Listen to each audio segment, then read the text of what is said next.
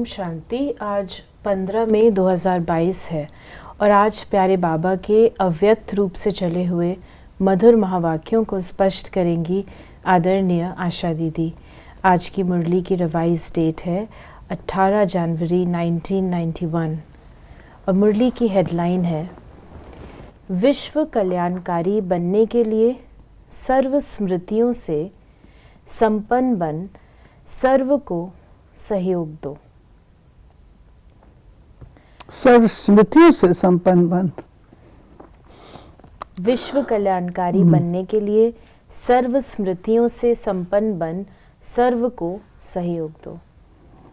यानी बाबा का भावार्थ विश्व कल्याण और उसमें सर्व स्मृतियाँ, यानी जिस आत्मा को जो चाहिए उस अनुसार उस बात को ध्यान पर रखते। कोई मुक्ति चाहते हैं, कोई जीवन मुक्ति चाहते हैं, कोई शक्तिशाली होती हैं, कोई अशक्त होती हैं, कोई भगत होती हैं तो कोई ज्ञानी होती हैं। तो इतनी सारी जो वैरायटी हमारे सामने है। कोई बहुत पुराने भक्त होते हैं, कोई बिल्कुल ही नास्तिक से होते हैं। तो बाबा का भावार्थ है कि अगर मुझे विश्व कल्याणकारी बनना है तो मुझे न केवल आत्माओं को परंतु उसके साथ साथ तत्वों को भी मुझे ध्यान पर रखते हुए सर्व स्मृतियाँ, हर प्रकार से जैसे बीज होता है, बीज में सारा झाड़ समाया हुआ होता है, ऐसे ही विश्व कल्याणकारी स्थिति हमारी वो है जिसमें हर प्रकार की स्मृति समाई हुई है और हम उस स्मृति को इमर्ज करके आत्माओं की सेवा करें, उनको वाइब्रेशंस दें, शक्ति दें, कल्याण की भावना दें, शुभ भावना दें। बाबा ने कहा आज समर्थ बाप अपने स्मृति स्वरूप बच्चों को देख हर्षित हो रहे हैं। विश्व के देश एवं विदेश के सर्व बच्चे स्मृति दिवस मना रहे हैं। आज का स्मृति दिवस बच्चों को अपने ब्राह्मण जीवन अर्थात समर्थ जीवन की स्मृति दिलाते हैं, क्योंकि ब्रह्मा बाप की जीवन कहानी के साथ ब्राह्मण बच्चों की भी जीवन कहानी है। निराकार बाप ने साकार ब्रह्मा के साथ ब्राह्मण रचे, तभी ब्राह्मणों द्वारा अविनाशी यज्ञ की रचना हुई। ब्रह्मा बाप आप ब्राह्मणों के साथ साथ स्थापना के निमित्त बने, तो ब्रह्मा बाप के साथ आदि ब्राह्मणों की भी जीवन कहानी है। आदि देव ब्रह्मा और आदि ब्राह्मण दोनों का महत्व यज्ञ स्थापना में रहा। अनादि बाप ने आदि देव ब्रह्मा द्वारा आदि ब्राह्मणों की रचना की और आदि ब्राह्मणों ने अनेक ब्राह्मणों की वृद्धि की। यही स्थापना की ब्रह्मा बाप की कहानी आज के स्मृति दिवस पर वर्णन करते हो। शिव बाबा ने ब्रह्मा रथ को अडॉप्ट किया, आदि उनसे की, और ब्रह्मा बाबा ने अपने मुखारविंद के द्वारा बच्चों को जन्म दिया, उन बच्चों की आदि हुई। तो ये जो है एक है शिव बाबा द्वारा ब्रह्मा की और दूसरा है ब्रह्मा के द्वारा ब्रह्मा वत्सों की, परिवार की, झाड़ की। स्मृति दिवस कहते हो तो सिर्फ ब्रह्मा बाप को याद किया, वह ब्रह्मा बाप द्वारा जो बाप ने स्मृतियां दिलाई हैं वो सर्व स्मृतियां स्मृति में आई। आदि से अब तक क्या क्या और कितनी स्मृतियां दिलाई हैं याद है। अमृत वेले से लेकर रात तक भी सर्व स्मृतियों को सामने लाओ, एक दिन में पूरी हो जाएगी। लंबी लिस्ट है ना। स्मृति सप्ताह भी मनाओ तो भी विस्तार ज़्यादा है, क्योंकि सिर्फ रिवाइज नहीं करना है लेकिन रियलाइज करते हो, इसलिए कहते ही हो स्मृति स्वरूप। स्वरूप अर्थात हर स्मृति की अनुभूति। आप ये बाबा जो कह रहे हैं स्मृति दिलाना, तो बाबा ने आदि से लेकर के अब तक हमको सारी भिन्न भिन्न स्मृतियाँ जो दिलाई, तुम कौन थे, क्या थे आदि। तो बाबा कहते हैं वो स्मृति, एक होता है स्मृति की लिस्ट बनाना, एक होता है स्मृति स्वरूप बनना। तो स्मृति की लिस्ट तो बहुत लंबी चौड़ी बन जाएगी, स्मृति सप्ताह भी मना लेंगे, बाबा ने कहा, पर तो स्मृति स्वरूप होना वो इम्पोर्टेंट है। जैसे बाप का परिचय कितना बड़ा है, लेकिन आप लोग सार में 5 बातों में परिचय देते हो। ऐसे स्मृतियों के विस्तार को भी 5 बातों में भी सार रूप में लाओ कि आदि से अब तक बाप दादा ने कितने नाम स्मृति में दिलाए, कितने नाम होंगे, विस्तार है ना। एक एक नाम को स्मृति में लाओ और स्वरूप बन अनुभव करो, सिर्फ रिपीट नहीं करना। स्मृति स्वरूप बनने का आनंद अति न्यारा और प्यारा है। जैसे बाप आप बच्चों को नूरे रतन नाम की स्मृति दिलाते हैं। बाप के नैनों के नूर, नूर की क्या विशेषता होती है, नूर का कर्तव्य क्या होता है, नूर की शक्ति क्या होती है, ऐसी अनुभूतियां करो, अर्थात स्मृति स्वरूप बनो। इसी प्रकार हर एक नाम की स्मृति अनुभव करते रहो। ये एक दृष्टांत रूप सुनाया। ऐसे ही श्रेष्ठ स्वरूप की स्मृतियां कितनी हैं। आप ब्राह्मणों के कितने रूप हैं, तो बाबा ने नाम फिर रूप की। जो बाप के रूप वो ब्राह्मण के रूप, उन सभी रूपों के स्मृति की अनुभूति करो। नाम, रूप, गुण, अनादि, आदि और अब ब्राह्मण जीवन के सर्व गुण स्मृति स्वरूप बनो। फिर बाबा ने कर्तव्य के बारे में कहा। ऐसे ही कर्तव्य, कितने श्रेष्ठ कर्तव्य के निमित्त बने हो, उन कर्तव्यों की स्मृति इमर्ज करो। और 5वीं बात, बाप दादा ने अनादि आदि देश की स्मृति दिलाई। देश की स्मृति से वापस घर जाने की समर्थी आ गई, अपने राज्य में राज अधिकारी बनने की हिम्मत आ गई और वर्तमान संगम युगी ब्राह्मण संसार में खुशियों के जीवन जीने की कला स्मृति में आ गई। जीने की कला अच्छी रीति आ गई है ना। दुनिया मरने की कला में तेज जा रही है और आप ब्राह्मण सुख में खुशियों के जीवन की कला में उड़ रहे हो। कितना अंतर है। तो फिर बाबा ने कहा, तो स्मृति दिवस अर्थात सर्व स्मृतियों के रूहानी नशे का अनुभव करना। इस स्मृति दिवस पर दुनिया के समान आप सभी ये शब्द नहीं कहते कि ऐसे हमारा ब्रह्मा बाप था, उन्होंने ये कहा था, ये किया था।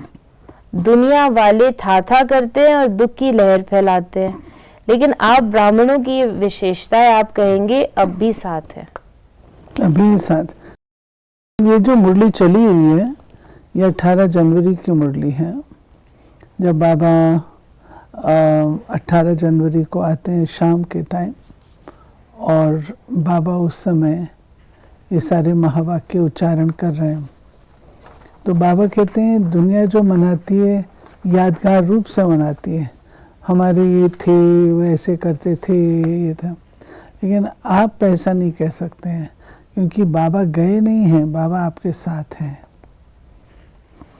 बाबा ने कहा कि सिर्फ रूप और सेवा की विधि परिवर्तन हुई है। आप सभी का लक्ष्य है फरिश्ता सुदेवता। फरिश्ता रूप का सैंपल ब्रह्मा बाप बना है। सर्व बच्चों की पालना अब भी ब्रह्मा द्वारा ही हो रही है, इसलिए ब्रह्मा कुमार और ब्रह्मा कुमारियां कहलाते हो। समझा स्मृति दिवस का महत्व क्या है। इन स्मृतियों में सदा ही लवलीन रहो, इसको ही कहते हैं बाप समान बनने की अनुभूति। आप आत्माओं ने बाप समान अनुभव किया। इसी समान शब्दों को लोगों ने समाना शब्द कह दिया है। आप परमात्मा में समा नहीं जाती, लेकिन बाप समान बनती है। सभी बच्चों ने अपने अपने नाम से स्मृति दिवस की याद भेजी है। कई संदेशी बनकर याद प्यार ले आए और हर एक कहता है कि मेरी खास याद देना। तो एक एक को अलग याद पत्र लिखने के बजाय दिल से पत्र लिख रहे हैं। हर एक के दिल का प्यार बाप दादा के नैनों में दिल में समाया हुआ है और अब विशेष समाया है। खास याद करने वालों को बाप दादा खास अब भी इमर्ज करके याद प्यार दे रहे हैं। बाबा को हम इससे पहले की याद भेजें, हमारे मन के भाव बाबा के पास पहले ही पहुंच जाते हैं। तो बाबा को याद प्यार उस दिन सब लोग भेजते हैं।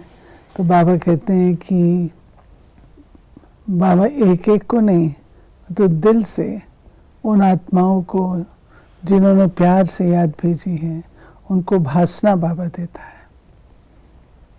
तो बाबा ने कहा कि हर एक के दिल के उमंग और दिल की रूह रेहान, दिल के हालचाल दिलाराम बाप के पास पहुंच गए। बाप दादा सभी बच्चों को यही स्मृति दिला रहे हैं कि सदा दिल के साथ हो, सेवा में साथ हो और स्थिति में सदा साक्षी हो। तो सदा ही माया जीत का झंडा लहराता रहेगा। इसको फिर से रिपीट करें। हर एक के दिल के उमंग और दिल की रूह रेहान, दिल के हालचाल दिलाराम बाप के पास पहुंच गए। बाप दादा सभी बच्चों को यही स्मृति दिला रहे हैं कि सदा दिल के साथ हो, सेवा में साथ हो और स्थिति में सदा साक्षी हो। दिल में साथ हो, सेवा में भी साथ हो और स्थिति में साक्षी। तो सदा माया जीत का झंडा लहराता रहेगा। बाबा ने स्थिति में साक्षी क्यों कहा? दिल में भी साथ हो, सेवा में भी साथ हो, स्थिति में साक्षी क्यों कहा? क्योंकि दो में बाबा हमारे हम बाप कंबाइंड है। दिल में और सेवा में हम कंबाइंड। जहाँ स्थिति आती है वो हमारी इंडिविजुअल पर्सनल बात है, वहाँ बाबा कहता है साक्षी हो।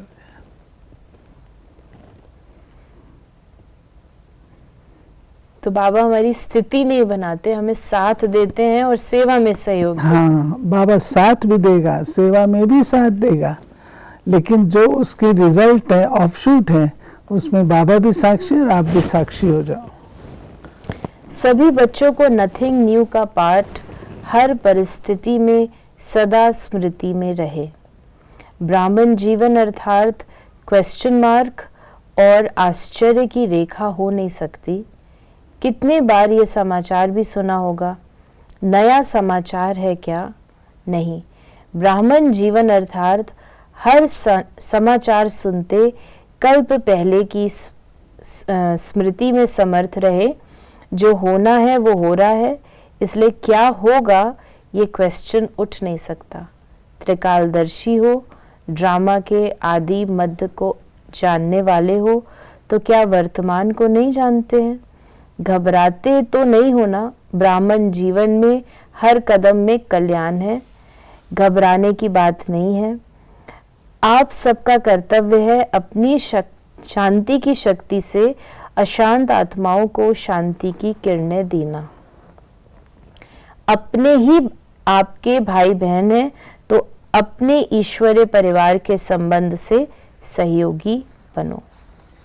तो इस प्रकार बाबा ने हमें स्मृतियां दिलाई और आज बाबा ने वरदान दिया, सर्व खजानों से संपन्न बन हर समय सेवा में बिजी रहने वाले विश्व कल्याणकारी भव।